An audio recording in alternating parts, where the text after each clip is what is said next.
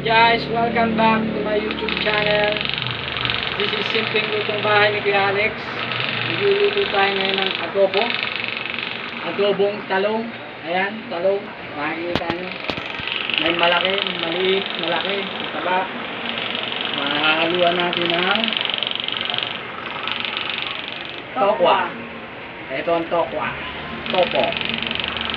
Prito. Siyempre ang natural ingredients ng bayan, ang sibuyas at bawang. Siyempre ang Magic Sarap, ang sponsor ng Magic Sarap namin. Okay, baka naman. And then ang ating suka, datubuti, baka naman. Toyo, partner na sila, hindi na sila magkaiba. Ayan po. Alright, gawin natin, ihiwain natin ngayon ang ating pang-recado. Post mo muna be.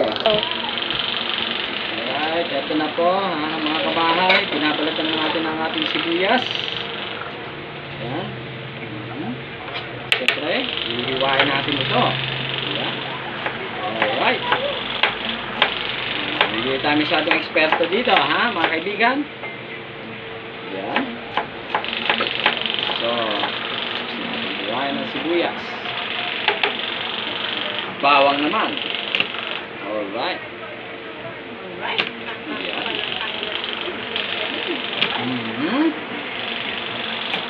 Siyempre, iwan natin ang ganyan. And then, tanggalin natin ang bala para mas mabilis.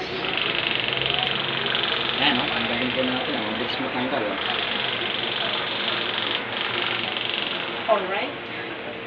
Ayan po, mga kabahay. Ang mga nagluluto dyan sa inyong bahay. Ayan po. Okay. Alright. Ayan. So, nahiwa na natin sila. Itabi lang natin dyan. Kahit hindi natin lagyan natin yan. Lagyan lang natin dyan. So, hiwain natin ng talong. Alright. Wait lang. Lagyan natin ng okay. Alright. Sibuyas. Yan lang po ang simpleng lutong bahay ni Kuya Alex. Walang masyadong maraming etche por etche. Ito ay natural talagang niluluto lang. Okay. Araw-araw. Alright. Okay. Hatiin lang natin sa tatlo. Pwede na. O, dalawa. Okay na. So, yan. So, dalawa. Medyo malaki kasi siya eh. Alright. So, dalawa lang. Ganyan. Pwede natin siya dito. Ito pa. So, comment lang po kayo dyan mga kabahay ha. Kung may gusto kayong request na gawin natin para sa ating vlog. Alright. Medyo nakita tayo ng konting hindi perfect kasi dyan lang natin pumunta sa labas. Hindi na pumunta ng palengke. Yan. Oh. Siyempre, may maliit na mahaba. Iba-iba ang sukat nila. Pero, talong pa rin. Masarap pa rin. Oh, wow. Yan po mga kabahay. Ito po ang ating maging hapunan ngayon. Na ulam. Okay na po ba? Meron pa tayo sa dito. The last one. Ito na yung huli-huli. Pinakamaliit. So, liwain natin dito sa gitna. Ganun dito. Alright guys. Alright guys. Ito na po. Naiwanan natin ang mga talong natin. Lagyan natin tokwa. Ang ating ingredients. Konti lang. Pero mamaya lalagyan natin ng pamintang konti lang. Ayan po sila. Pipirtuhin na po natin sila bago natin adobohin para masarap. Okay guys, ito na po yung ating pinahinit na kawali. Ayan. So lalagyan na natin yan ng mantika. Pero nilagay ko na rin yung mga talong dyan sa gilid yan. Para hindi sayang, di ba? Okay.